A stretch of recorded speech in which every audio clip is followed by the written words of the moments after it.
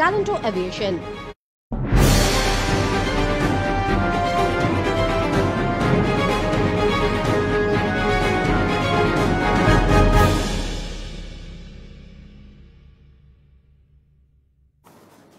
নমস্কার, আরোহী নিউজে আপনাদের সকলকে স্বাগত। আপনাদের সঙ্গে রয়েছে আমি রুমকি। শুরু করছি নিউজ এই মুহূর্তে এবং শুরুতেই যে খবরের দিকে নজর রাখবো, বীরভূমের মল্লারপুরে আজ 12 ঘন্টার বন্ধ ডেকেছে বিজেপি এবং সেই বন্ধকে ঘিরে থমথমে পরিস্থিতি রয়েছে বীরভূমের মল্লারপুরে। দোকানপাট বন্ধ, রাস্তাতে যান চলাচল রয়েছে কম। শনিবার বন্ধ সফল করতে বিষ্ণুপুরের বিজেপি সাংসদের নেতৃত্বে মিছিল করা হয়। সামিল হয় বহু বিজেপি কর্মী সমর্থক। পুলিশ হেফাজতে এক নাবালকের মৃত্যুকে কেন্দ্র করে ব্যাপক উত্তেজনা সৃষ্টি হয়েছে বীরভূমের মল্লারপুরে। শুক্রবার পথ অবরোধ করে বিক্ষোভ দেখান পরিবারের লোকজন সহ এলাকার মানুষজন। পরিস্থিতি নিয়ন্ত্রণে আনতে গিয়ে বিক্ষোভকারীদের ক্ষোভের মুখে পড়ে পুলিশ। পাল্টা লাঠিচার্জ করে পুলিশ। পরে বিজেপি সাংসদ সৌমিত্র খান নেতৃত্বে থানা ঘেরাও কর্মসূচি হয় এবং আজ সকাল থেকে 12 ঘন্টার বন্ধ পালন করছে বিজেপি।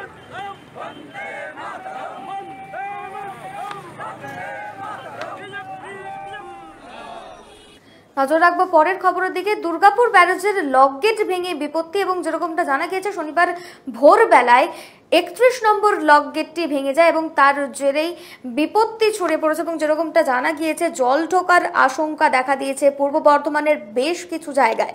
জরুরি ভিত্তিতে গেট মেরামতের উদ্যোগ নিয়েছেন সেচ দপ্তরের আধিকারিকরা। অন্যদিকে শনিবার সকালে গেট ভেঙে যাওয়ার খবর চাউর হতেই সকাল থেকে কৌতূহলী মানুষের ভিড় জমে যায় ব্যারেজে। ভিড় সামলাতে রীতিমতো হিমশিম খেতে হয় পুলিশকে। যানজটের সৃষ্টি হয় দামোদর ব্যারেজ রোডে।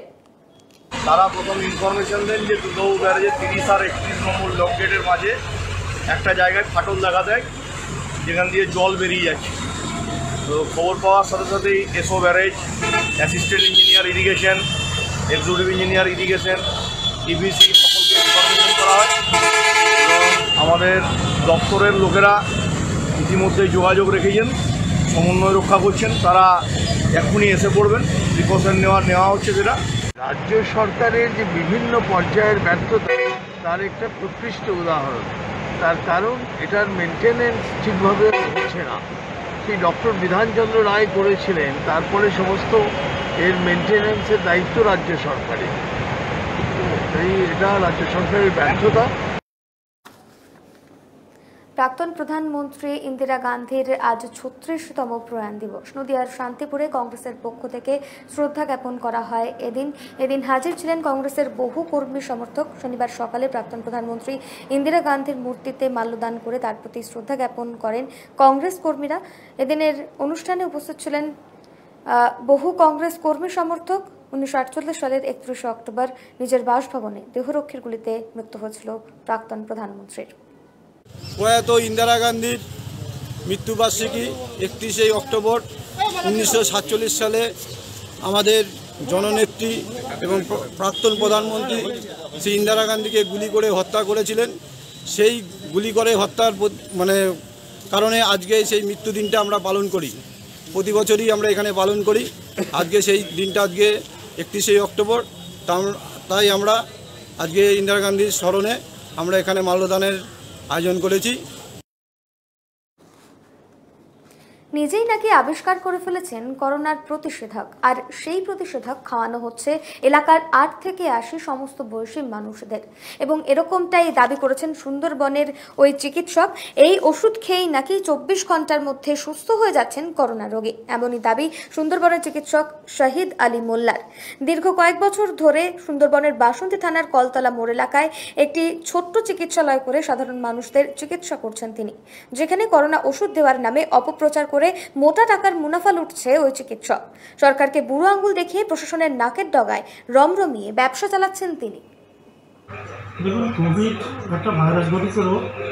এটার জন্য সারা পৃথিবীব্যাপী ভ্যাকসিন তৈরি করা, তার ট্রিটমেন্ট তৈরি করার জন্য নিরলস প্রচেষ্টা ডাক্তার, সায়েন্টিস্ট তারা করে চলেছে। এখনও পর্যন্ত তার কোনো ডেফিনিট ওষুধ কেউ আবিষ্কার করতে পারেনি। উনি যেটা বললেন যে একজন গ্রামীণ চিকিৎসক, উনি ওটা করছেন, এটা সম্পূর্ণ বেআইনি করছেন। উনি ওটা মুখে দাবি করতে পারেন, কিন্তু এটা কোনো বৈজ্ঞানিক ভিত্তি নেই। কারণ উনি সায়েন্টিফিক্যালি সেরকমভাবে কোনো প্রমাণ আমাদের দিতে পারেনি। তবে উনি একটা বিডিও বাসন্তীকে চিঠি দিয়েছেন, ফরওয়ার্ড চিঠি দিয়েছেন ওটা রেকমেন্ডেশন করার জন্য, এবং তার চিঠি কপি এসডিও সাহেবকেও দিয়েছেন এবং ডিএম সাহেবকেও দিয়েছেন। এবং উনি এটা এইভাবে একটা সরকারি প্ল্যাটফর্ম পেতে চাইছেন, কিন্তু এ ব্যাপারে ওনাকে আমরা কোনো রকম সরকারি প্ল্যাটফর্ম দেবো না, কেন এটা আমরা সরকারি পদে থেকে করতে পারি না, কারণ হচ্ছে এর তো কোনো বৈজ্ঞানিক ভিত্তি নেই। অন্যদিকে যে খবরের দিকে নজর রাখবো, করোনার উপসর্গ নিয়ে মৃত্যু হলো এক ব্যবসায়ীর এবং এই ঘটনাকে কেন্দ্র করে ব্যাপক উত্তেজনা সৃষ্টি হয়েছে কোচবিহারের তুফানগঞ্জে। লোহাগাড়ি বাজারে তিনি মাছ ধরার জাল বুনতেন, এরকমটাই জানা গিয়েছে। পাশাপাশি বাড়িতে একাই থাকতেন তিনি। স্থানীয়রা জানিয়েছেন বেশ কয়েকদিন ধরেই জ্বর, সর্দি, গলা ব্যথা এবং শ্বাসকষ্টজনিত সমস্যায় ভুগছিলেন ওই ব্যবসায়ী। একাধিকবার চিকিৎসকদের পরামর্শ নিতে বলা হলেও কর্ণপাত করেননি। শুক্রবার রাতে দোকানেই মৃত্যু হয় তার।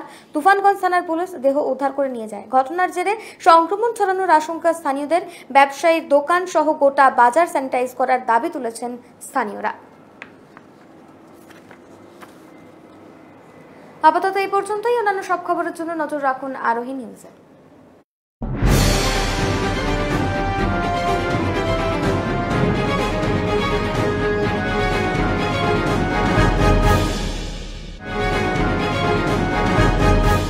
নিউজ এই মুহূর্তে নিবেদন করলেন ট্যালেন্টো এভিয়েশন।